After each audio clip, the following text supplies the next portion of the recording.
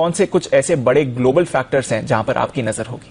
इस साल में जो मुद्दे सबसे अहम रहेंगे वो रहेगा एक इन्फ्लेशन कहां तक जाता है, उसके चलते सेंट्रल बैंक्स का रिवर्सल इन पॉलिसी कि वो एकोमोडेटिव या लूज पॉलिसी से टाइट पॉलिसी की तरफ अग्रसर रहेंगे और इंटरेस्ट रेट्स बढ़ेंगे, तो इंटरेस्ट रेट्स का क्या इम्पैक्ट आता है मार्केट्स पे, ये दो। और हमने दीप लगभग 55 2022 के आउटलुक्स एनालाइज किए पिछले एक महीने में, प्राइवेट बैंक्स के और इन्वेस्टमेंट बैंक्स के और सेल साइड ब्रोकर्स के, और साथ में बाई साइड फंड्स की भी लेटर्स जैसे जैसे आ रही हैं हम एनालाइज कर रहे हैं।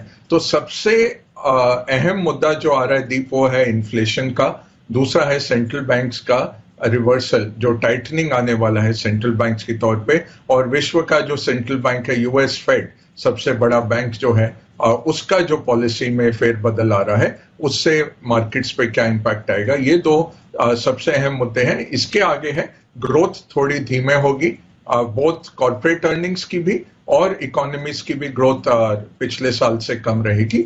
और चौथा एक बड़ा मुद्दा रहेगा कि चीन में क्या होता है। चीन में स्लो डाउन है, तो चाइना इन्वेस्टमेंट और यूएस कंज्यूमर, ये दो रहते हैं सबसे बड़े कैटलिस्ट ग्लोबल ग्रोथ के।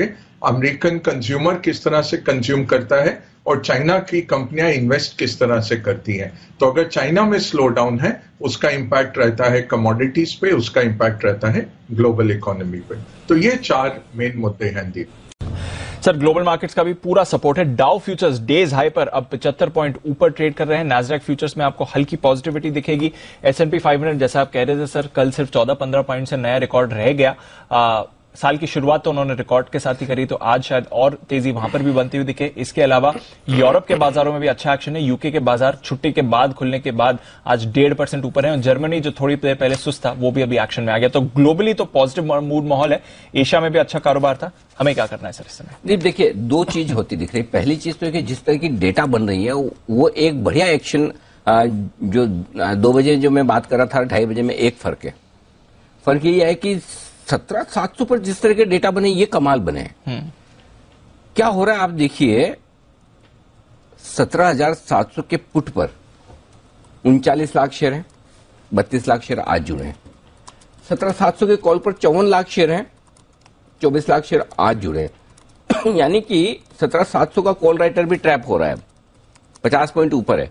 तो अब जो मूड माहौल दिख रहा है उस हिसाब से अगर 17,700 नहीं तोड़ते हैं तो बाजार जबरदस्त वापस से एक्शन और दिखा सकता है। क्योंकि 17,700 के जैसे आप नजदीक आएंगे, जो 17,700 का कॉल रेट है, क्योंकि पिछले 5-7 मिनट में जो तेजी बनी है ना, ये बहुत जबरदस्त कॉन्फिडेंस बढ़ाने वाली है। क्योंकि आप आखिरी घंटे में जा रहे हैं और तेजी करके दिन के हाई पर बंद होने वाले हैं। अब वो कॉन्फिडेंस आपको भले ही डाउ से आए, जहां से आया है, अपने आप से आए, कहीं से भी आया तो है ना।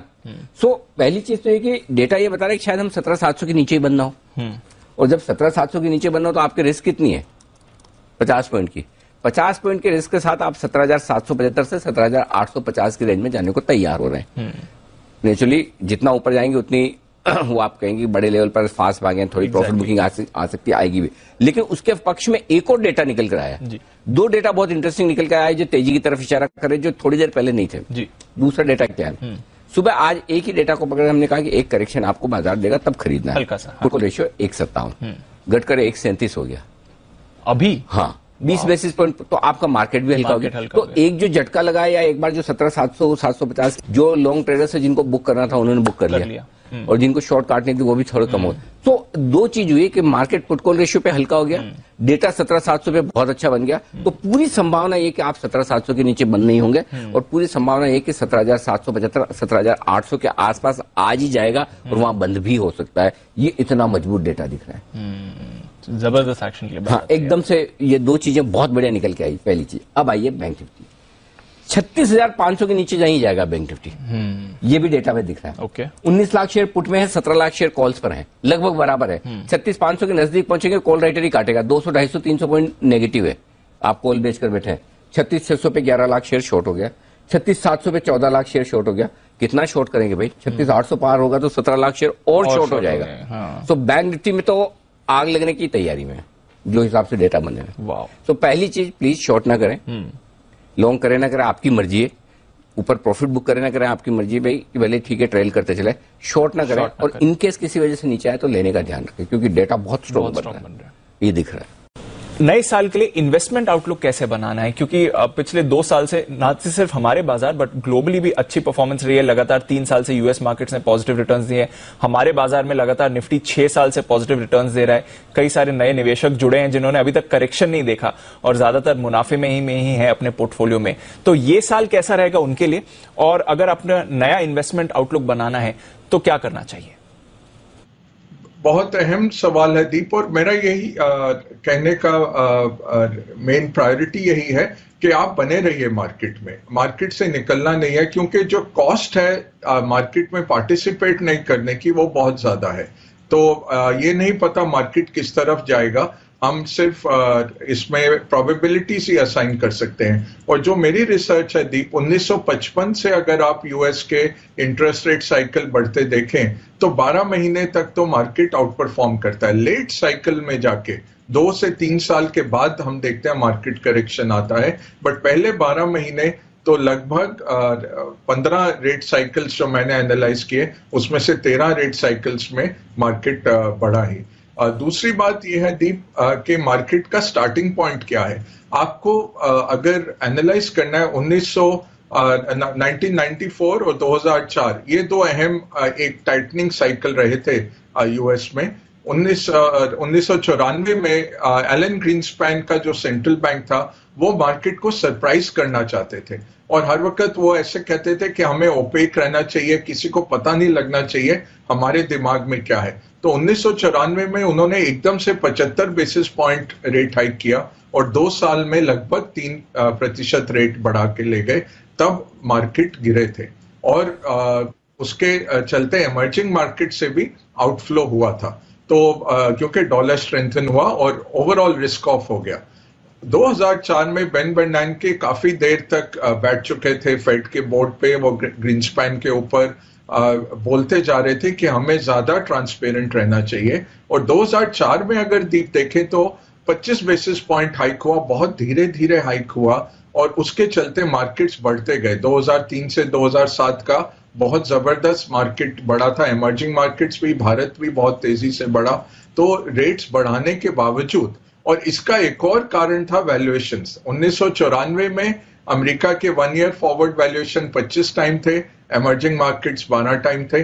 और इसलिए हमने देखा, और सॉरी उल्टा बोल गया मैं, 1994 में इमर्जिंग मार्केट्स के वैल्यूएशंस बहुत हाई लेवल पे थे, 25 टाइम थे, और देखा कि मार्केट्स गिरे। बट 2004 में इमर्जिंग मार्केट्स .com के बाद जस्ट सुधर रहे थे, और हमने देखा कि वो उन पे इम्पैक्ट नहीं हुआ। आज के दिन में अगर आप वैल्यूएशन देखें, अगेन 2004 का ही सिनेरियो है कि बहुत देर से जिम पॉवेल कहते आ रहे हैं कि हम टेपर करेंगे, हम रेट बढ़ाएंगे, उन्होंने टाइम दिया, पारदर्शिता है बिल्कुल।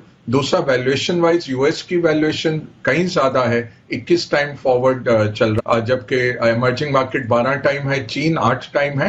हाँ, भारत 25 टाइम है, तो भारत ज्यादा है, ये जरूर कहना पड़ेगा कि भारत ज्यादा वैल्यूएशन है, और यही कई फॉरेन ब्रोकरेजेस ने सितंबर से कहा है। तो ये हमें देखना पड़ेगा कि एफआईज का क्या रुझान रहेगा। तो ओवरऑल इंटरेस्ट रेट्स जब बढ़ते हैं यूएस में, पहले 12 महीने अच्छा ही प्रदर्शन होता है। ओवरऑल हमारी रिसर्च क्या दिखा रही है, जब रेट बढ़ना शुरू होते हैं उस दिन से 12 महीने तक यूएस मार्केट अच्छा प्रदर्शन देता है, ग्लोबल मार्केट्स अच्छा प्रदर्शन देते हैं।